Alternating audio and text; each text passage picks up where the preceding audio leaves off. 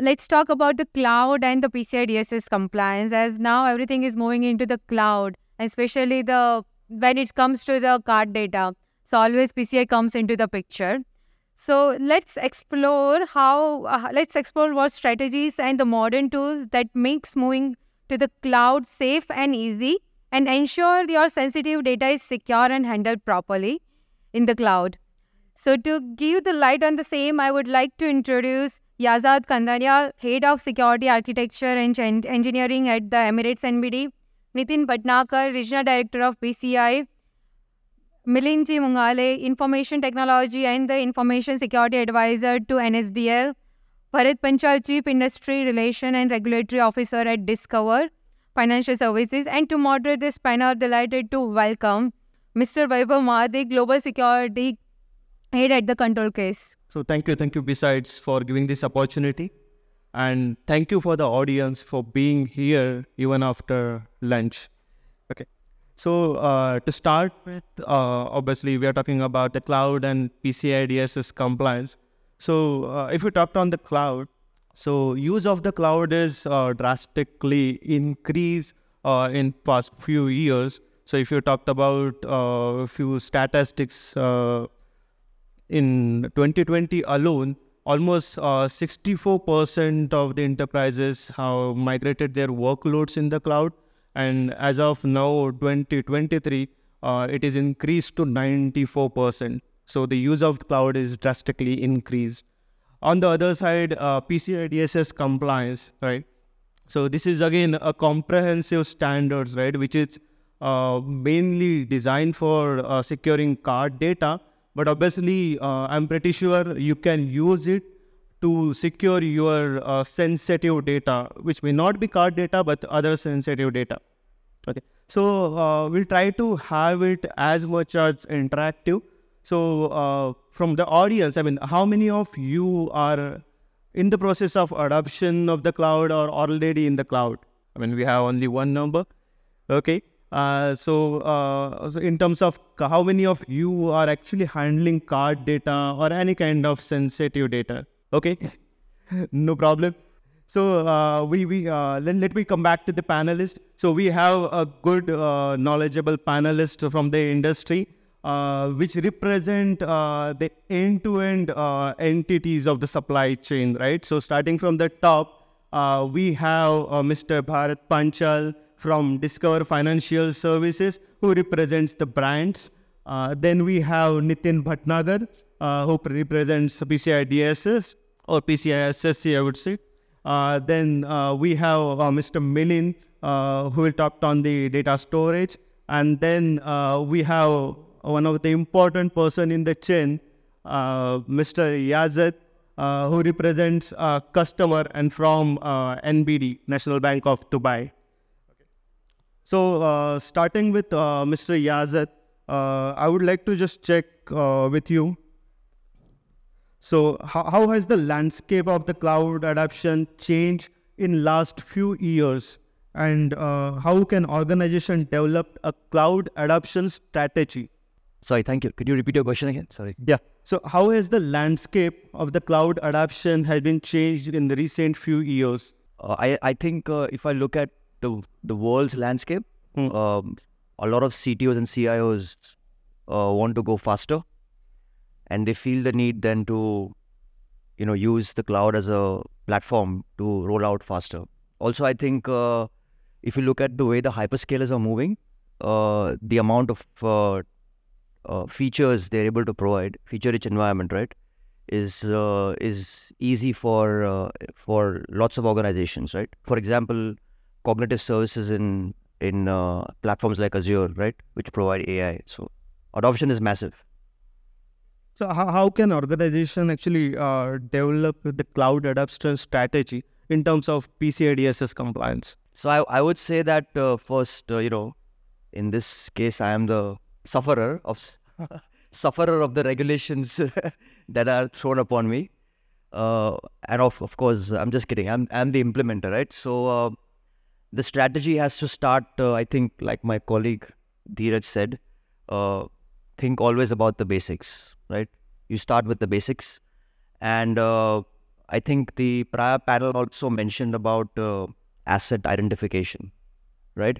So when you're planning your strategy, you need to know, first of all, which asset is handling the PCI data. And you also need to understand, in my opinion, which specific cloud provider will be able to provide you specific controls, either A, natively, or B, via the marketplace, that will allow you to then meet these compliance standards. Sometimes we tend to think it may be easily available, but it may not. So it requires comprehensive research, across your cloud providers, and then you have to pick and choose the right one that has a good balance. So, Mr. Bharat, if you want to have an insight on this, the cloud adoption strategy customer can utilize. Let me just add, the last panel, was touching point on the roles and responsibilities. And I think let me add one important point. On the cloud adoption, I think on the PCI standards point of view, I think the scoping plays a very, very important role. Because I think there's always a confusion or probably a discussion among the stakeholders that we have seen is that, we talk about what should be the coverage.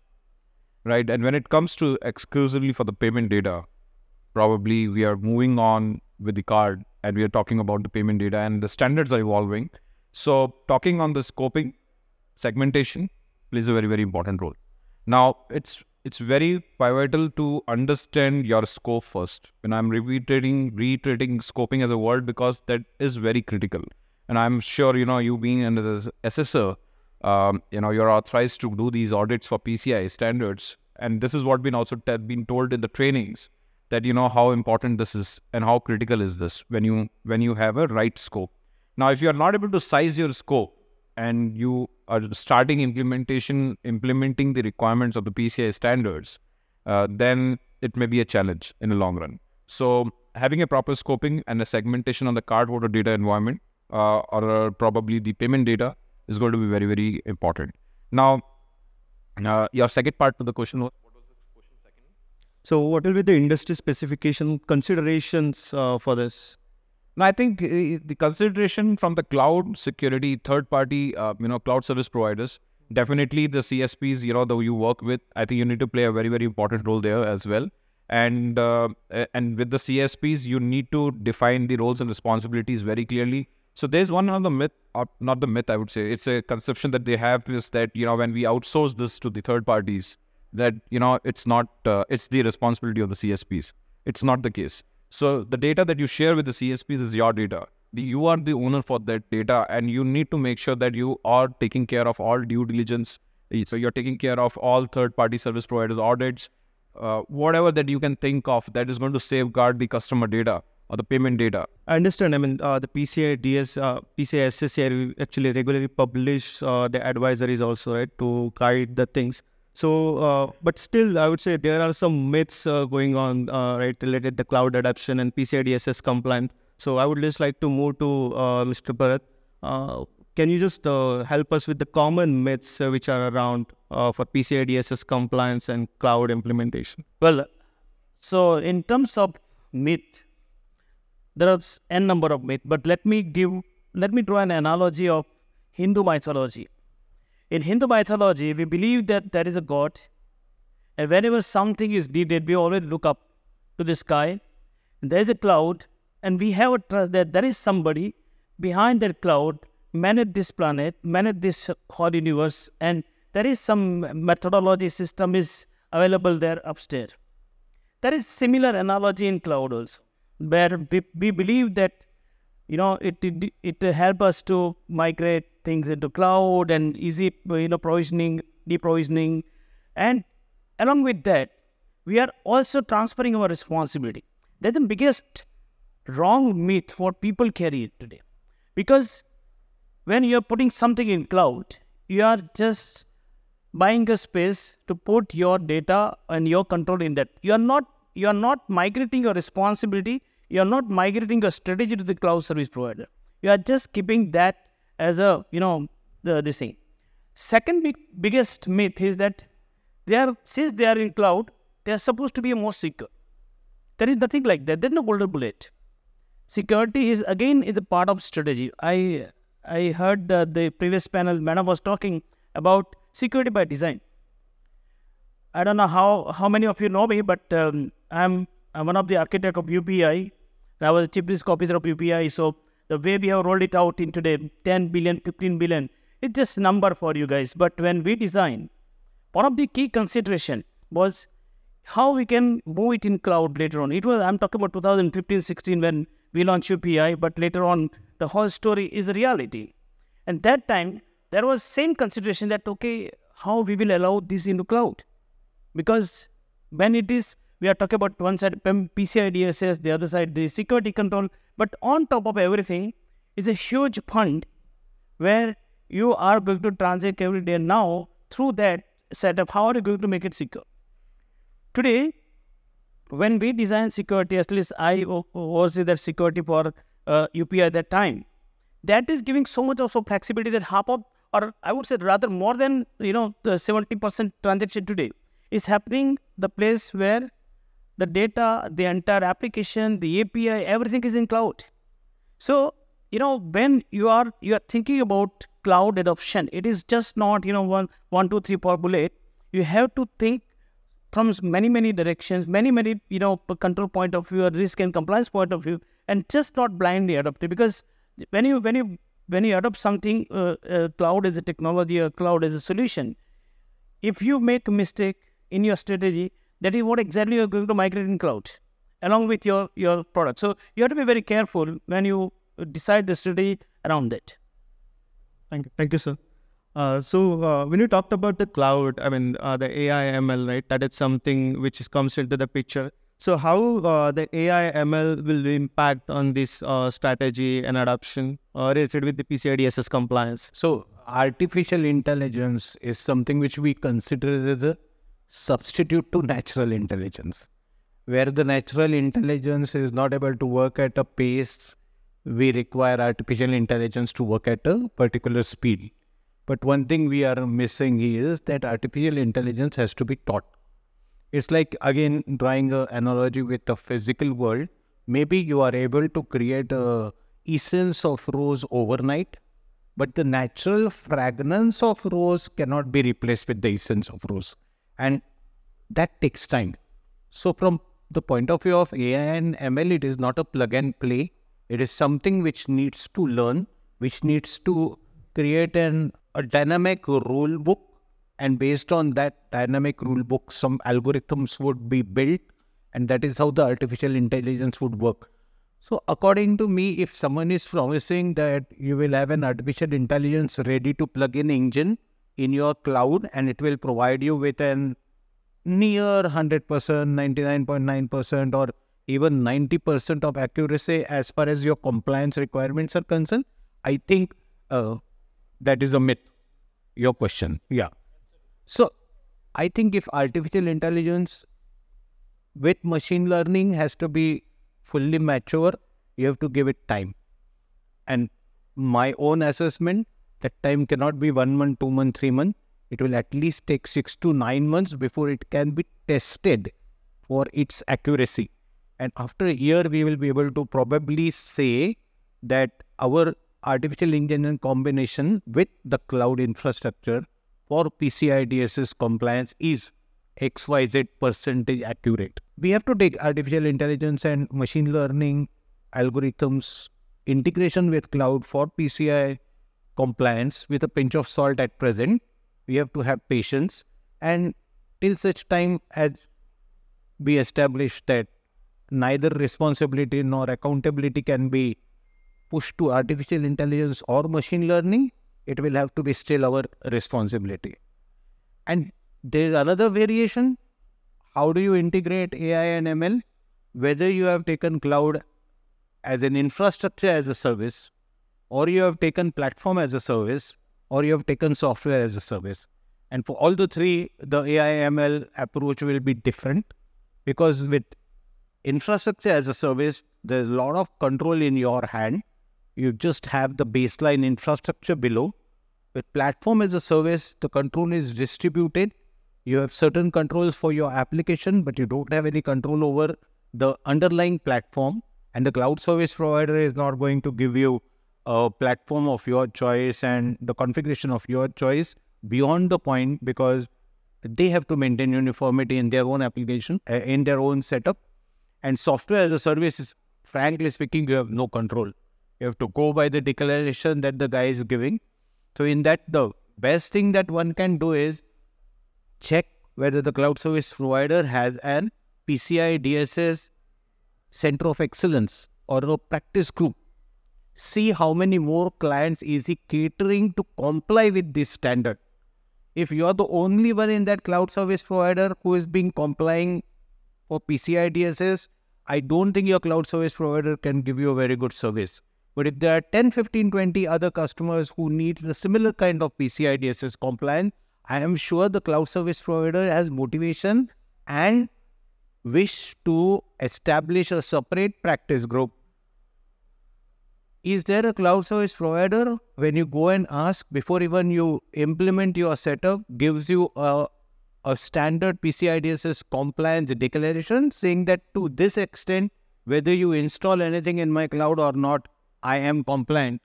If there is such a cloud service provider, it makes sense to go with that cloud service provider, even at the cost of giving some premium to him. And the third part here is very important, that is, if the cloud service provider doesn't have any such kind of a thing, does he have a ready-made mapping list? He says, look, I am not a PCI DSS kind of an expert, but I have mapped my security with the requirements of PCI DSS, and this is what I'm going to offer you. I think that would make a lot of sense. So the question is simple, but the answer is very meshy. Yeah, definitely, sir. So if we talked about the in-house, I just want to add what just Milind said. I think at the end of the day, what is also important is the responsibility. Who takes the responsibility? See, it's very easy than said, done. When the cloud service provider has to adapt to the standards of PCI, and PCI is just not one standard. PCI today has 15 data security standards, and what standard gets applicable to the cloud service providers is also very critical. Right, so cloud service providers also have softwares, right? They also have applications, whatnot. What exactly that we are securing? And that's where, coming back to my previous answer, scoping and segmentation of the payment data is very, very critical even for the cloud service providers. Now, talking on, the responsibility-wise, it's for us, when I look from the top, it's the whole responsibility of the client who is hosting or probably sharing that data with the cloud service provider. So responsibility-wise, for example, I need to store my data with probably Y cloud service provider. I can't just say that, okay, I have outsourced it to my cloud service provider, so the entire responsibility lies with the CSP. No, we have to have a shared responsibility. And I think that's what the previous panel was talking about on the shared responsibility. And I think it's not at all a gray area, definitely, because PCI Security Standard Council has worked beautifully on some great documents that talks about what are the kind of roles and responsibilities that client and a CSP should adhere to in order to make sure that the data is safely secured with the CSPs. Now, that goes beyond to the penetration testing requirements, to the vulnerability assessment, and also to the PCI standard adoption. So PCI compliance is just an outcome to what you're doing as a standard adoption, right? So as I said, PCI DSS is just not PCI DSS. It has 15 data security standards, and the SSS community and the stakeholders today need to understand and evaluate and review all these standards. What is applicable? Now today, everyone come up and say, okay, I'm PCI DSS compliant. So this is my piece of paper. So for me, that piece of paper is not a document at all. There are two official documents that are considered as the official checkpoints for that you are adhering to the standards of PCI, which is attestation of compliance and report on compliance. You will come up with a piece of paper saying, I have a marketing, for the marketing gimmick, they bring piece of certificate, very beautiful frame on a wall. That's not at all a compliance document at all. So the point, what I'm just trying to drive for the interest is the standard adoption definitely is going up, but we also need to make sure that these standards are adopted with the right intent and with the right approach. What is required to be adopted should be adopted, not anything which is not required. And we are just trying to give it back to the industry saying that we are doing this. But I agree what you said is that we have to have a right approach. We need to have, positioning well and make sure that everyone plays an equal role in protecting the payment data. And ultimately assume accountability. Whoever takes the responsibility, accountability is mine. Definitely. So, if we talked about the cloud again, right? I mean, the containers and serverless architecture is something which really helps customer. So, from a PCI DSS perspective, I would like to just ask Yazad, how this will impact on the PCI DSS compliance? Quite a challenge to secure to begin with. Like Nitin said, once you scoped it and you know what needs to be part of your CDE, cardholder data environment, and you've identified it, there are a few things that you can do to build your defense in depth. And I think the key word here he used was segmentation layers, right? So you start at the host mainly. You try and segment and micro segment wherever possible. And when you eventually reach the container, what you can do is you can try strategies like namespace isolation, right? Which is native to containers. And then you can also try, technologies like, NSGs that are in the cloud, or you can use something like network security policies, which are also controlling not just your ingress, but also your egress traffic, right? Sometimes, what happens is in the container environment, you basically strip it down to a level where it's not running with minimal privileges, right? So containers are supposed to be nifty and small. So to compensate for that, for example, you would, for instance, put like a FIM solution at the host layer, right? Or let's say, for example, if you can't do any segregation, via some kind of subnetting, you would, for instance, do it, using like a host firewall at your VM layer. So there are various strategies that you can possibly try because of the way the container works, right? And I think trying to move as close as possible to isolation is basically trying to kind of expand the basic concept of segmentation to containers. Quickly coming back to Milind sir. So if we talked about the PCI DSS, it's mainly how you secure your data, how you store your data, what kind of encryptions you're using, everything, right? So can you just share some insight on the best security practices if you would like to have storage of card data into the cloud? What can be the best security practices to be followed? So whatever answer I'm going to give, I'm actually going to disassociate it with PCI DSS for the time being, because of a simple reason that PCI DSS or no PCI, the data has to be secured. It's a personally identifiable data. It's a financially sensitive data, so it has to be secure. So first and foremost thing is, if it is cloud, you need to understand how the data is stored. We have been taught, we have been listening, reading that once your data goes in cloud, it is secure. You also don't know where the data is. So where the question of others coming to know, and if others are not going to know, it is safe. Because, if I know you have a 1 lakh rupees in your pocket, you're vulnerable. But if I don't know how much money you have in your pocket, you are safe because it is secure. But that's not the case. Here it is very important to identify how the data is stored. If it is distributed across the various storages, at least you need to know the approach of it. That is where the data security starts, being aware of where the data is. As he said, the scoping part of it, you can't leave it, once the data is gone to the cloud, I don't have to worry, because 2 bytes will be here and 2 bytes will be there. So there's no way how someone can put them together. That is not the case. You need to be very clear with the cloud service provider as to where my data is going to be.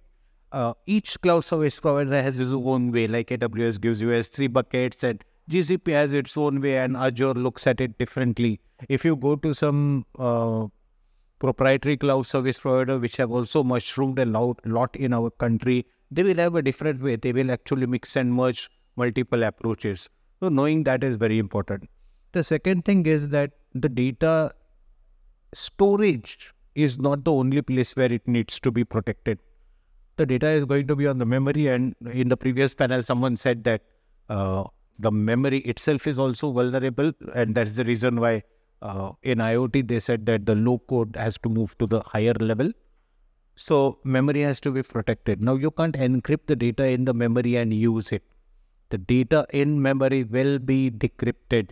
So you need to create some kind of boundary, some kind of a protection wall within the memory so that the data doesn't go out of that particular thing, or you obscure it by moving that to some other address which only your application knows.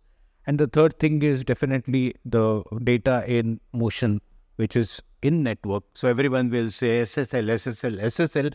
But remember, the data moving from the memory to the storage through a bus is also something which can be tapped. And it is because the motive is not so strong. There is no such data which can have such a strong motive. That's why there have not been many cases. But technically, it is proven that the data can be captured from that particular internal network of your infrastructure. So from that point of view, I think it is necessary to adopt an approach. There is no one size fit all, because it will all depend on, it's a very costly affair. If you've got to encrypt on the disk, using the disk encryptor, it is very cheap. But when you try to encrypt in the database, it becomes costlier. And when you apply a proprietary encryption on it, it still becomes costlier. So you've got to figure out what is your risk appetite and where is it that you would like to encrypt it, I think one more thing we can add is that in the cloud, it's important for you to manage your own keys. Yeah. So you have to use hold your own key concepts, right? Keep your key with you as much as possible. That has the potential of at least somehow mitigating the risk when it comes to encryption. Yeah. Because if the keys are compromised, then it's game over. So since we are talking about data storage, I would like to come to Bharat sir. So the data if the organization is globally providing the services, right? The data localization is something where they suffer usually, considering different regions and all. So considering the international laws and regulation, how those will impact on the cloud adoption and the PCI DSS compliance? So I would disagree with your word that the organization suffered. Yeah. It wasn't. It was needed. Because any new innovation comes. Naturally, when people, those who are innovation, they would think all possible ways to build the thing, but at the same time, the other side of people, they want to break it. And therefore, the balancing act is required. So data localization is, I think, it is one of the greatest steps taken by the regulator here in India, that India is the most data-rich country in the world. Unfortunately, we are into the data colonization world today. And at least after this DPDP 2023, we are probably in good shape. But when it comes to a regulation, irrespective of PCI or any other regulation or standard, they are standard. They are not a regulation. It is subset. It is a discretion of mind. In data localization or data protection or any other law, we can't take a discretion, right? It is a mandate, and you have to implement those control. And I think in especially the part of cloud, when it was came as a buzzword almost a decade ago, people found that as the easy way for reducing investment. But later on, the compliance cost increased. And I would say it was a legitimate requirement from the security point of view, because, when you are in a single compartment or single isolated environment, though there's a risk, but the risk of getting attack is much lower compared to when you are in multi-storage building. And that is what exactly the cloud is. So when it comes to be it in GDPR or data protection law of India and many other regulations worldwide, there is a clear consideration given from the regulatory point of view that what kind of control has to be implemented in cloud environment. Data localization is one part, but in addition to that, RBI has come out with multiple guidelines on cloud service provider. When you adopt as a part of the outsourcing guideline, IT outsource guideline of RBI, there is a clear chapter about what control you may have to add while you adopt for cloud environment. So all net, in my view, the control requirement is much stringent, and it is going to be more stringent because mostly of people know that IT Act 2000 or 2008 is almost obsolete. That act does not talk even about internet, forget about cloud. But there is a new law coming, DIA, Digital India Act. There a lot of deliberation is going on, and I can guarantee that you will find the most toughest law ever built in India. And especially, I would say it is a blessing that the government and the regulator are designing such a stringent law, securing our IT environment and the data. So, let's be prepared for better regulation, more stringent control, and safe environment. So everything is happening for the good, right? Yeah, sure. I mean, we need to be prepared for that, whatever government regulations are asking us to follow as a customer, as well as the regulation body. No, because, why I'm saying your original question about the people suffered during data localization. I was the man who drive entire industry for localization compliance, and many people were asked not to be onboarded, but it was needed because when you are adapting cloud, I should know that where your data is. It may be 1, 2, 3 or 100 server, but at least the cloud and somewhere on the earth, isn't it? There is one, definite latitude for that server wherever physically is available. And unless until you prove that data does not leave the boundary of our country, that's good enough. And that is what is needed. Correct. And that is what obviously all the regulations are looking for, considering the security of data. So coming to Milind sir, from the cloud adoption perspective and the PCI DSS perspective, what are the future trends which could pose new challenges apart from obviously sir said, right? So as I see, people are adopting blockchain, people are adopting low code, no code kind of development platforms, and people are adopting agile development, DevSecOps and all these things. And these will come in the payment industry also. They will not continue to operate with the traditional way of software development, promoting release and all that. So that is where I think there is going to be a challenge with regards to how do you comply with the PCI DSS. Either PCI DSS version 4, which is due to come early next year, may have considered all these things. I unfortunately have not got a glimpse of it. May have considered all these things, and if it is considering all these things, then it's better. But if the version 4 is going to be the same as what we are using today, I think there will be a big disconnect between the technology being used for the applications and the compliance by PCI DSS. And that is going to be one of the biggest challenge. Apart from that, I don't see any other challenge, because one thing is very clear. Even ISO 27001, ISO body has also realized that their standards have to be more generic. So PCI also realizes that their standard has to be more generic. It is for us to interpret and implement. Like I was just glancing through the standards yesterday. They still use the word antivirus. Antivirus, who uses antivirus nowadays? But the standard says you need to have an antivirus. So if any organization has an antivirus, they are complying with the standard. But what about the security? So I think interpretation is necessary. When they say antivirus, meaning whatever is required to protect your setup from all these kind of malicious intended software. And then XDR, EDR, whatever you would like to implement. So these are the kind of challenges. Interpretation is one, and advanced technology adoption is the other. Yes, so I think PCI DSS 4.0 has already covered most of the things. Considering the local regulations from the local bodies, right? How the PCI DSS is looking to incorporate such things and ensuring they are complying with the local bodies as well. See, we don't need to comply with the any local bodies, but see, our role is very simple. Is to create a lot of education awareness around the standards. How these standards are going to be best fitted by the organizations to meet the requirements and the best practices to protect the payment data. That's a very simple theme on what PCI Security Standard Council works. Now, having said that, we always look forward to the feedbacks from the industry, and I'm sure, those who are associated with the council, I think Bharat knows it. We have a RFC, which is a request for comment process for various standards that we have, and we call for the feedback from the industry to make these standards more robust and aligned to the industry requirements, both regional and international.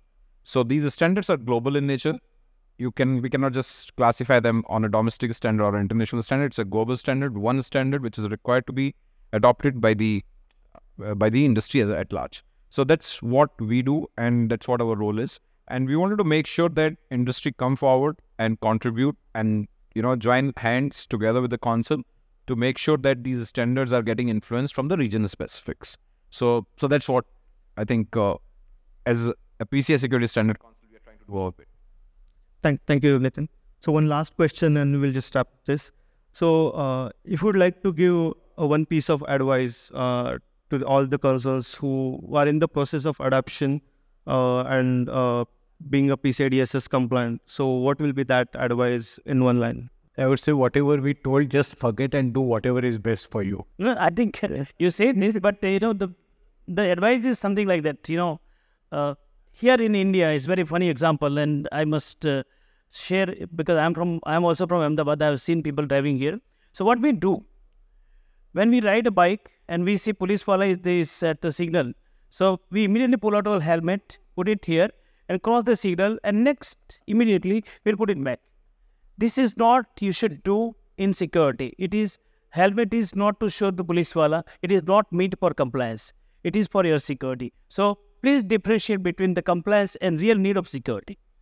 I think well said, Bharat. And most importantly, In fact, yeah, I think the standards require you to do VA once in a year. No, it's a quarterly. Quarterly.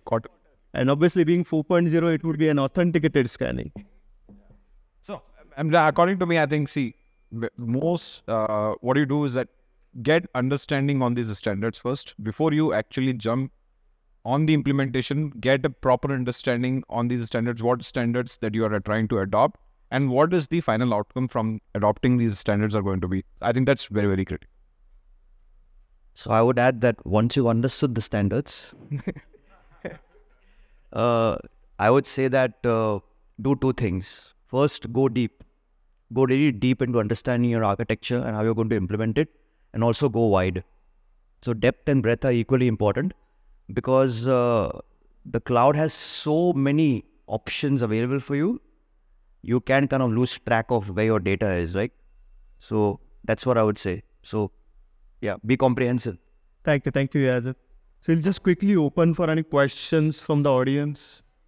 Hello, sir. So I have just begun my career as information security analyst, and I'm in a fintech company where I'm placed in health and compliance department. And currently, we are dealing with PCI data. So, as a beginner, what advice would you give me as to how can I grow and make my career in PCI data compliance, particularly with the cloud in our... I think Nitin is the correct person to answer that.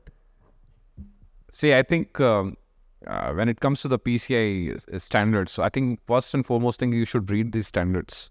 Reading these standards is very, very critical. And if you want to really build up your career in information security, and that too specifically in the standards like PCI, you should take up some kind of trainings which PCI offers in terms of the payment card industry professional, which gives you a basic understanding on what PCI is all about, right? And I think that's the starting point. Now, I don't want to overburden you with a lot of things that I can talk here, but start with basics.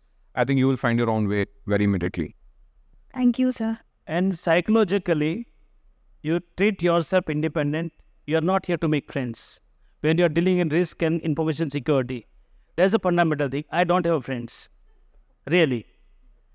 Then only you can be succeed in as a risk or security professional. Thank you, sir. Any other question? Okay, I think thank you. Thanks for all the panelists. Let's have a round of applause for them for sharing the insight. Yeah, thank you very much.